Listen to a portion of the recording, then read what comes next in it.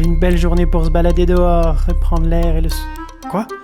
C'est quoi tout ce monde dehors? Ah, quelle bande d'irresponsables. Et le confinement alors? N'importe quoi.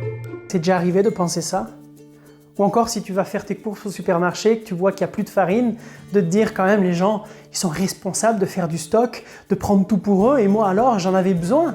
Ça t'est déjà arrivé, j'en suis sûr, de te plaindre du comportement de certains alors que précisément, tu es en train de faire la même chose. Alors je te rassure, tu n'es pas seul.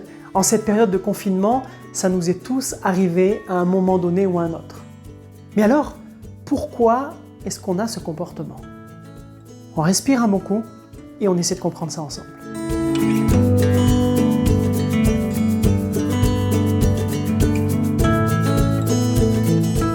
Il s'agit en fait d'un piège que nous joue notre cerveau. On appelle ça un biais cognitif. Et il est double en réalité.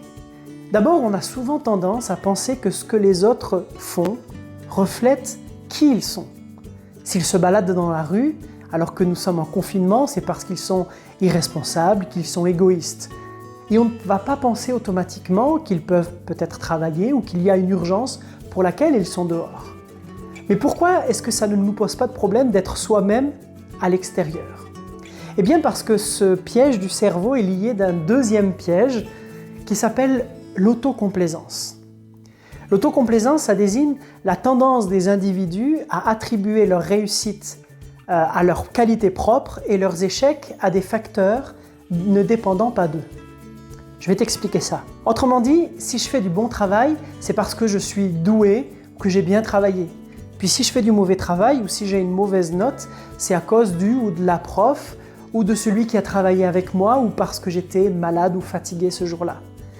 Et si on prend ces deux pièges combinés ensemble, ça nous amène à être plus souvent sévères envers les autres et indulgents envers nous-mêmes.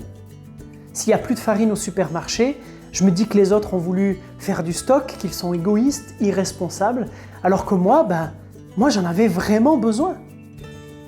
On est dur avec les autres et très indulgent avec soi-même, en pensant que notre comportement n'est pas si grave, voire même nécessaire. Comprendre ce piège que nous joue notre cerveau est important pour nous aider à parfois prendre du recul, et il ne faut pas oublier que l'on ne connaît pas les réalités que vivent les personnes autour de nous. Et tu sais quoi?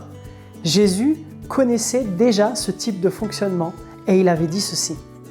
On trouve ça dans l'évangile de Matthieu, chapitre 7, à partir du verset 1. Ne portez pas de jugement, afin que Dieu ne vous juge pas non plus, car de la manière dont vous jugez, vous serez jugés.